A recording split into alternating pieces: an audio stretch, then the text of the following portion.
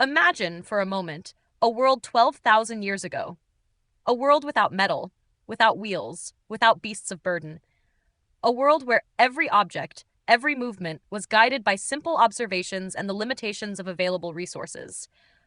These people, living in a time when we still think of them as primitive, accomplished something extraordinary. They moved massive stone blocks, some weighing several tons, across the land. But how? How could they accomplish such feats without the technologies we take for granted today? When we approach this mystery, we often reach for ideas rooted in modern technologies. But the truth is, those technologies didn't exist back then. There were no advanced machines, no sophisticated tools, no steel or heavy machinery. What we have are simple materials: fabric, ropes, ceramics, and fire. And yet, these materials, humble as they may seem, provide the key to understanding how they could move such heavy objects. We know that hot air balloons, as a concept, rely on simple principles. Heating air makes it rise. But a balloon doesn't have to be designed to fly to be useful. It doesn't need to soar high above the ground. It simply needs to lift the weight of a stone, just enough to make it easier to move. Imagine a scenario: a stone weighing 8 tons. Moving it with just 10 people would be an impossible task, right?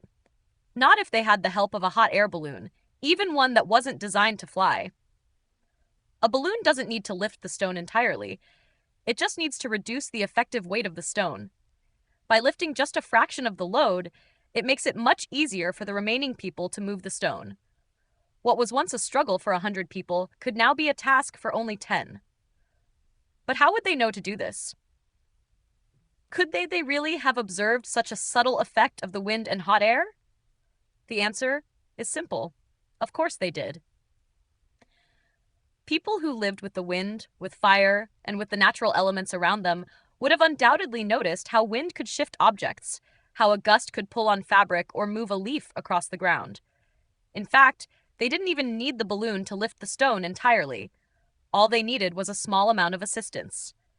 The wind itself could act as a carrier. If the construction site was downwind of the quarry, the wind could naturally help carry the stone with less effort.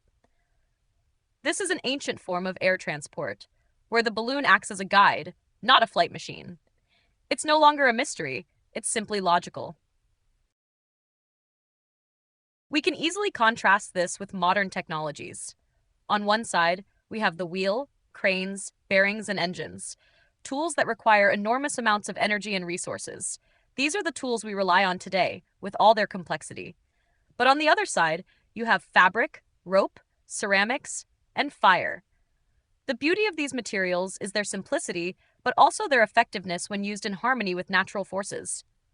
When we look at these materials, fabrics and ropes woven into balloons, ceramics shaped into heat chambers for the fire, they were not just random objects. They were the product of careful observation, the result of understanding the properties of the materials they had. A hot air balloon could lift and guide a stone, not by flying or soaring, but by interacting with the environment, the wind, the air pressure, and the heat. Perhaps the greatest insight here is that these people didn't need to understand the science of physics or engineering in the way we do. They didn't need to calculate the exact weight or force required to move a stone. They simply needed to observe, to experiment, and to apply what they had learned from the world around them. The key was observation and the willingness to adapt their surroundings to their needs. We often think of ancient people as being limited by their lack of advanced technology, but in reality, they were limited only by the materials they had.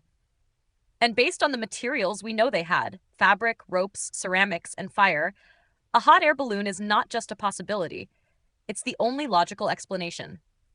Maybe, just maybe, those who didn't build roads, those who didn't rely on wheels and animals, found another way to move heavy objects. Maybe they built with the sky, not with the ground beneath them. And in doing so, they accomplished what we thought only modern technology could achieve. The power of observation, the simple knowledge of how to use the forces of nature, led them to create one of the most powerful tools ever imagined: a hot air balloon that lifted, guided, and moved the heaviest of stones. In the end, it wasn't about what they knew, it was about what they had. They had the materials, the understanding of natural forces, and the ability to innovate within their limitations. And that, more than anything, is what allowed them to achieve the seemingly impossible.